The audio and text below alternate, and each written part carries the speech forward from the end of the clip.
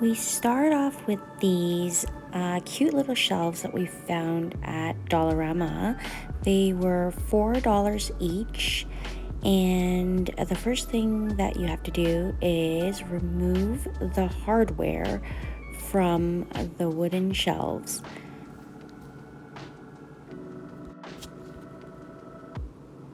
The hardware was actually one of the things that made me want to buy these little shelves because they were just so cute and beautiful. And as a stationery lover, I have a lot of knickknacks, so I'm always trying to find cute ways to store them.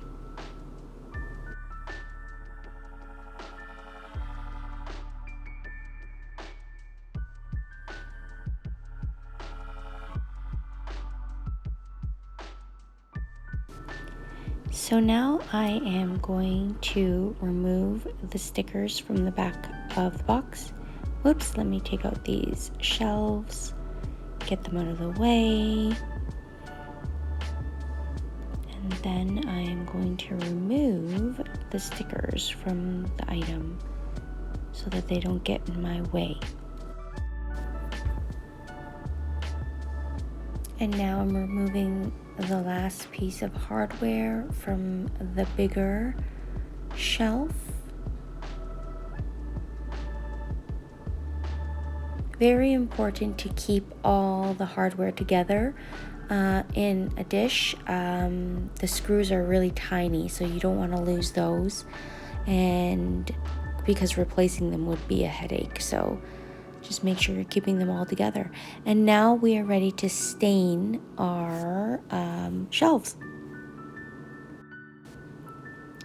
So I'm putting on gloves because we are going to be staining these wooden shelves, and we don't want the stain to get onto our hands. So I'm using this Saman water-based stain. This stain is great because there is no smell and it's water-based. I like it because that means I can do things indoors. Weather is not a problem, because with other stains like and varnish, sometimes they're toxic and they have fumes, so I don't like to use them indoors because it's not good for breathing, and obviously for the people in the house, Melody. So I always like to use this stain because it's water-based and it has no scent at all. At this point, I'm using a sponge, and I'm soaking the sponge, and I'm just rubbing it onto the wood directly. I did not pre-treat or do anything to the wood. It just came as is. I kind of gave it a quick wipe to make sure it was dust free and the surface was quite smooth. If you wanted to be extra careful, you could take some sandpaper and just smooth it out before you started staining. But yeah, I'm not that particular. I just kind of dove right into it. As you can see, that's just one layer that I'm applying because I don't really want it to look super dark. I kind of want a kind of like weathered vintage look. So that's why I'm doing one layer of the stain. And so the process doesn't take very long for it to have a beautiful color. I'm speeding this video up of me staining because I'm sure you don't want to watch me stain for like 15 minutes, which is approximately how long it took for me to stain all these pieces, 15-20 minutes. I like to do the top, bottom, and even on the inside, even though I feel like nobody's going to see that area. To me, it just feels nicer that the shelf is complete. I'm using a paintbrush to get into those really small areas where like my finger doesn't get into, like the corners and the seams. So I would have a fine tip paintbrush on hand as well, so I can reach those corners and tight spaces with ease.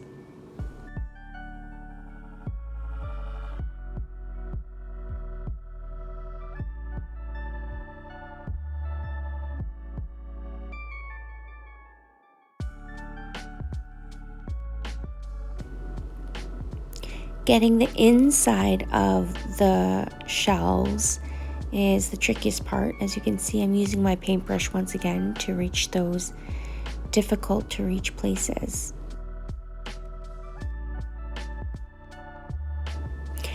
If you take a look at the first piece on the top of the screen, the stain has actually soaked into the wood, and now you can see the wood grain a little bit better.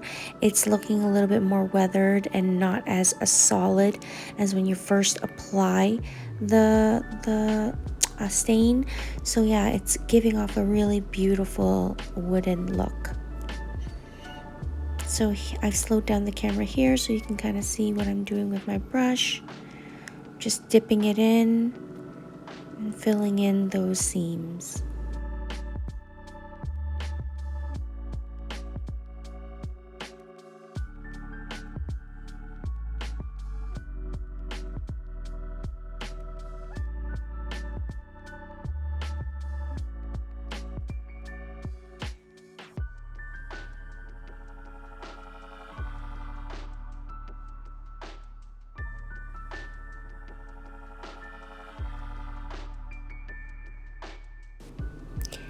And this is how all 5 pieces turned out after the stain.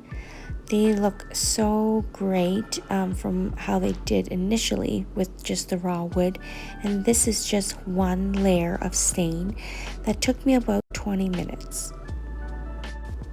Just giving a quick spray of this Podge clear sealant because we'll be drawing on top of the wood.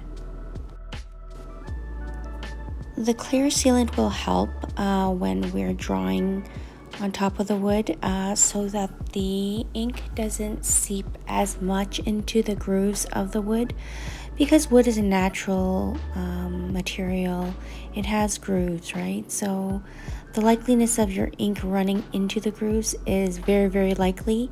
Once you sprayed it, it will help alleviate the bleeding. At this point, I am drawing lines of where these little hardware pieces are going to go back into, because we are going to be adding some little illustration details to the front of the shelves. So I just want to make sure when I'm sketching, I know where the space is that I should avoid. And I am using my Bohin France mechanical chalk pencil for all of my sketching of the illustrations. Because this pencil is a chalk pencil, it erases incredibly easy.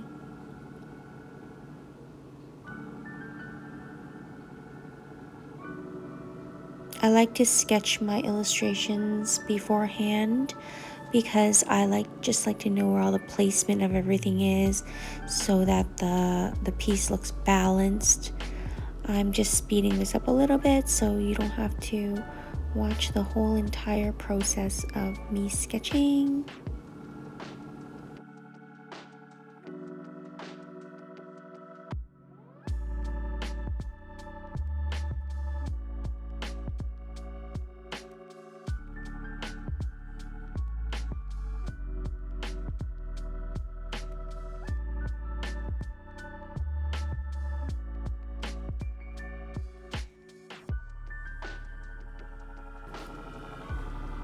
So I'm using the Sharpie water-based paint pen in white, extra fine tip, to illustrate all the florals that I've sketched out.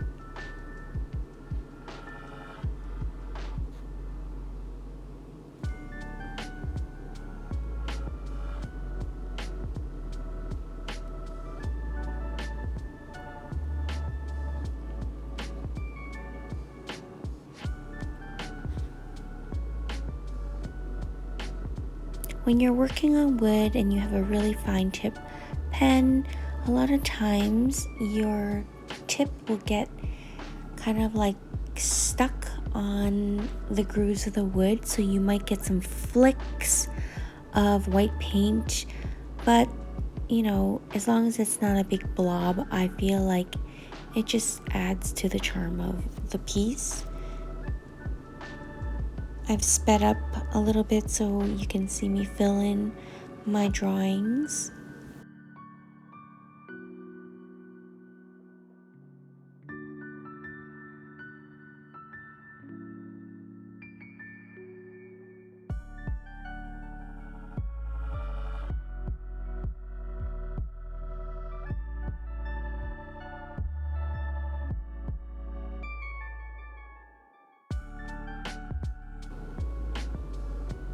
So at this point, I'm gonna do the little tags. I'm measuring 5 centimeters, which is in between the two holes of where the hardware goes. And so I'm cutting little papers that I know will fit in between those two screw holes. And then once I have the paper pieces in the size already, I just label the drawers what I will be putting in them. I always have tons of knickknacks and little things that I use for my lettering lifestyle, so I'm happy to have something beautiful to keep everything in its place.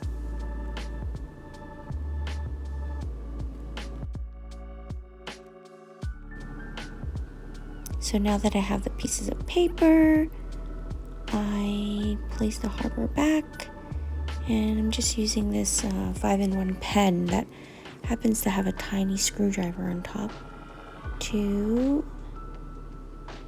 screw in the little screws again. This pen's really handy.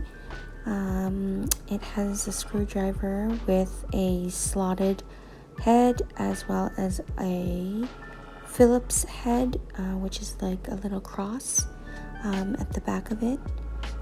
It also has a leveler, which is great for when I'm lettering, and it's a pen as well. Yeah, it's a great tool to have in your pencil case. I got that from Chapters. So that's complete. Move that aside. I've got 2 more to do. I'm gonna do that and speed it up.